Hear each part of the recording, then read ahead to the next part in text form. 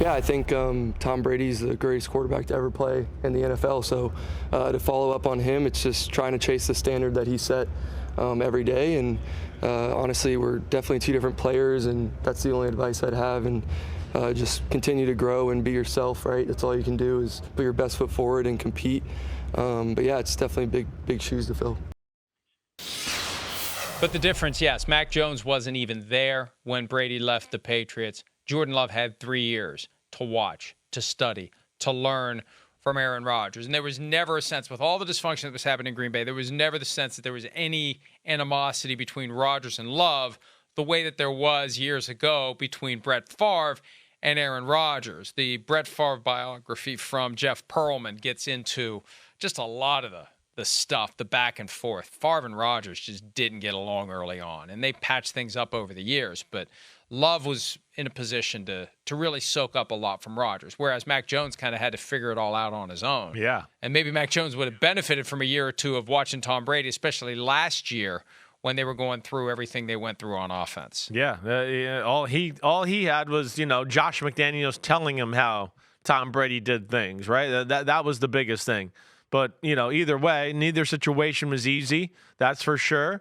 And in a lot of ways, the one thing I think is encouraging for Jordan Love here, because Mac Jones' advice is real, but I think I look at it in some ways and go, Green Bay and the roster itself, I think, is better suited to support Jordan Love popping than the Patriots were to do to Mac Jones and making him pop. I mean, we know, you said it, he had a good first year. We know that. They went to the playoffs. He did a lot of good things. But I look at this Packers roster and what they're leaving to Jordan Love and all that.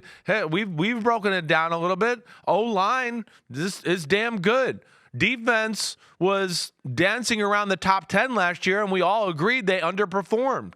And they had one of their first-round corners not playing. But you got Stokes and Jair Alexander. And, of course, the middle linebackers like we talked about with Devondre Campbell, Quay Walker. They got a Devontae Wyatt who's a first-round pick who hasn't popped yet. And some other guys on that D. Lucas Van Ness to throw into it, first-round pick this year from Iowa, along with Kenny Clark and Rashawn Gary.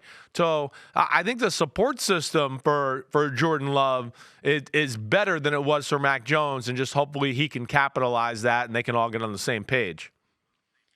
Tackle David Bakhtiari, who at one point in the offseason was referring to the Packers as they. He is back firmly in the we fold. He was on with Jim Rome, and he said of Jordan Love, the baseline is way higher than it would be for a first-year starter. Definitely a higher standard. He's had 3 years to understand the math of the offense, which is very fortunate for any first-round quarterback to get to watch and see how a first ballot Hall of Famer and generational talent and a guy who borderline changed the quarterback position and how it's played. Even the mechanics of throwing the football, you're able to see that for 3 years. And then now coming in, his baseline for me is way higher. And absolutely right. You watched it, you learned it, you lived it, you saw it. 2020, 21, and 22. That gives Jordan Love one hell of an advantage over a guy like Mac Jones, who just heard about it. You just hear about it in hushed tones. You don't witness it. You don't live it. You don't learn from it. And I still don't get this Jordan Love pessimism. I really don't. He hasn't had a chance to play. He gets his chance now. Why would we think he's going to fail? Why would we be glass half empty on Jordan Love? There's every reason to think he's going to be successful. I know. The thing I always get to or hear people say, and the naysayers, and even had some people say this to me in person, is just like, why isn't there more highlights? Why don't we see more things on social media of him making great throws or on the NFL network or doing that or whatever? And I just want to go, I don't know. I see some, but I just, again, when you're behind maybe the greatest thrower in the history of football, nothing's going to wow that crowd up there.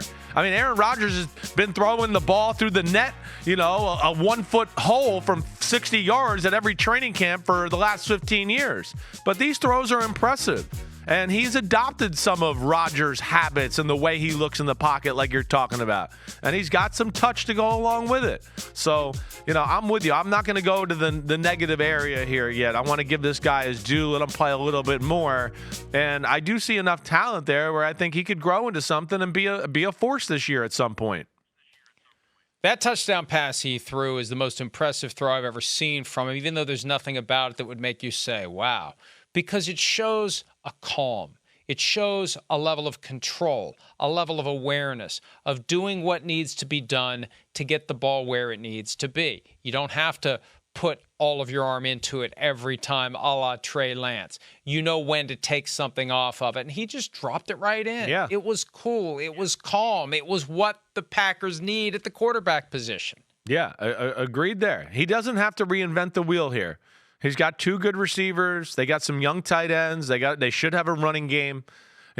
Take advantage of what's there, and then make a few high-level throws like you're talking about.